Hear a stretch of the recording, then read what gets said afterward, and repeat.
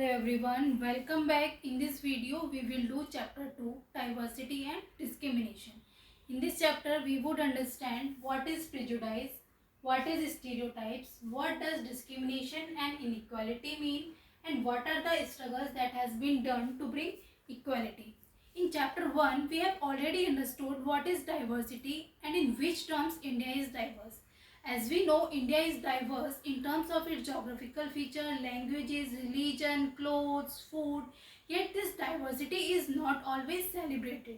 This is because we feel more safe and secure with the people who talk like us, who dress up like us, who think like us, and sometimes कभी कभी हम ऐसे लोगों से मिलते हैं जो हमसे बहुत ही अलग होते हैं और उनकी इस डाइवर्सिटी के रीज़न को समझे बिना हम उन्हें जज कर लेते हैं, उनके बारे में कोई ओपिनियन सेट कर लेते हैं. Like villagers are ignorant and they do not use technology. In cities people are money minded, they do not spend time with each other. इन दोनों स्टेटमेंट्स में हमने क्या देखा कि एक पर्टिकुलर ग्रुप को जनरलाइज कर दिया गया, एक पर्टिकुलर ग्रुप के लोगों के बारे में ओपिनियन सेट कर लिया गया है.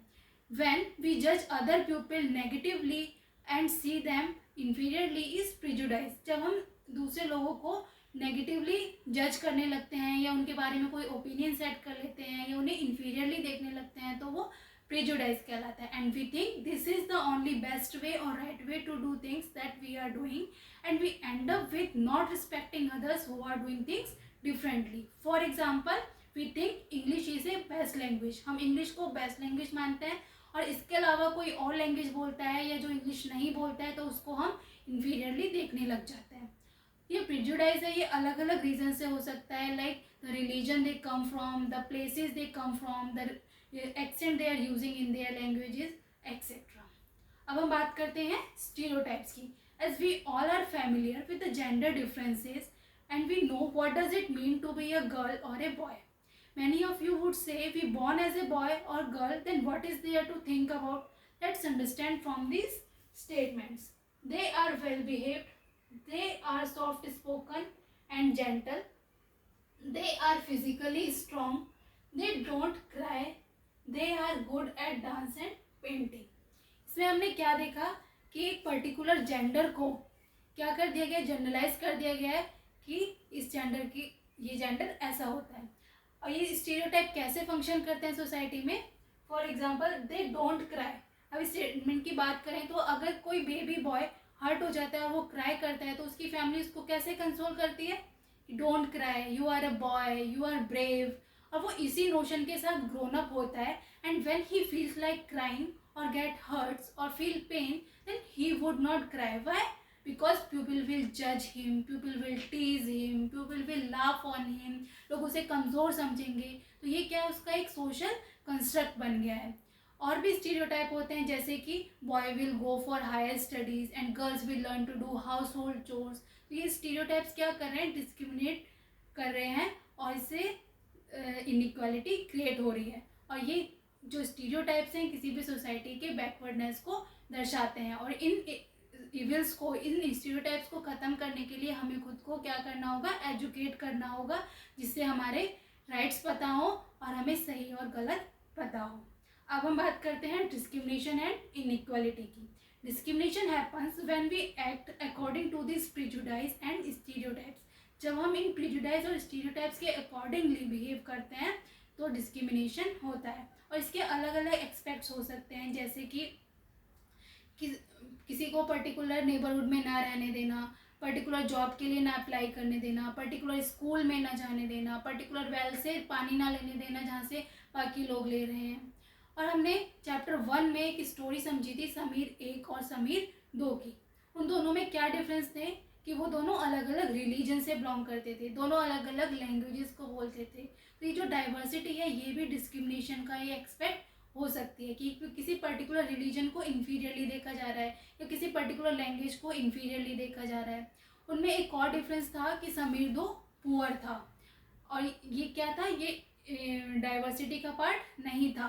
ये क्या था, इनइक्वालिटी का पार्ट था कि एक व्यक्ति के पास वो रिसोर्सेज अवेलेबल नहीं है जो किसी अन्य व्यक्ति को अवेलेबल है. एक व्यक्ति के पास वो रिसोर्सेज अवेलेबल नहीं है जिससे वो अपनी बेसिक नीड्स को फुलफिल कर सके। और ऐसे लोगों को अलग अलग जगहों पे, स्कूल्स में, ऑफिसेज में, हॉस्पिटल्स में डिस्क्रिमिनेशन फेस करना पड़ता है। और कुछ ऐसे लोग भी हैं जिनको दोनों तरीके से डिस्क्रिमिनेशन फेस करना पड़ता है, जैसे कि पहला कि उनके पास वो रिसोर्सेज अवेलेबल नहीं है जिससे वो अपनी बेसिक नीड्स को फुलफिल कर सके, और दूसरा वो एक ऐसे सेक्शन से, ऐसे तबके से, ऐसे ग्रुप से बिलोंग करते हैं जिसको सोसाइटी में वैल्यू नहीं किया जाता।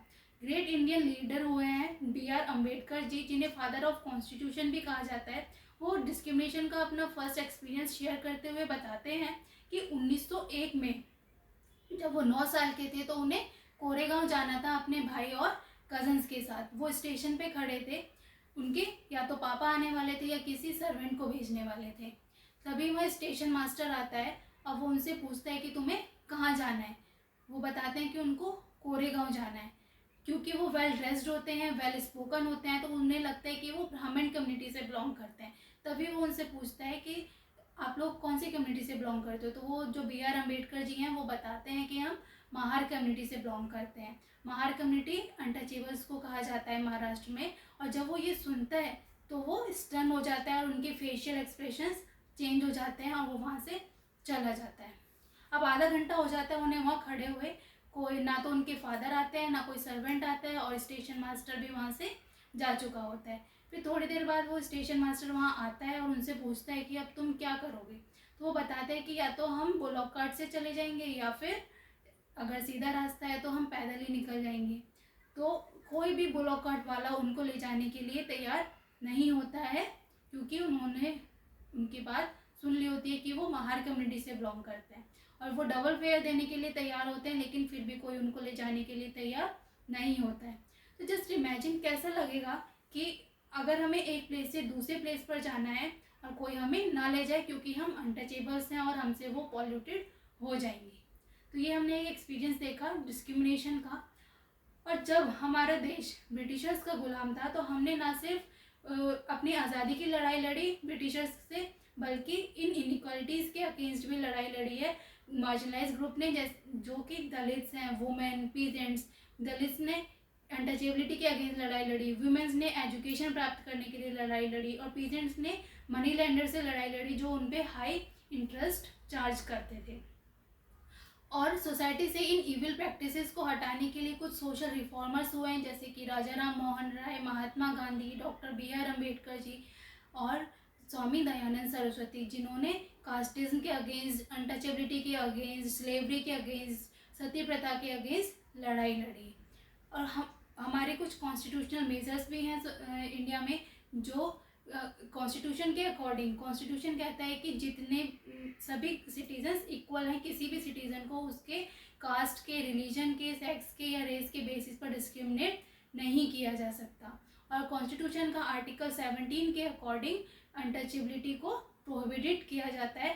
इंडिया एक डेमोक्रेटिक कंट्री है और यहाँ पे इनइक्वालिटी और डिस्क्रिमिनेशन की कोई जगह नहीं है। Everyone is equal before the law. तो ये था चैप्टर 2 डाइवर्सिटी एंड डिस्क्रिमिनेशन। अब मिलते हैं नेक्स्ट वीडियो में। Thank you.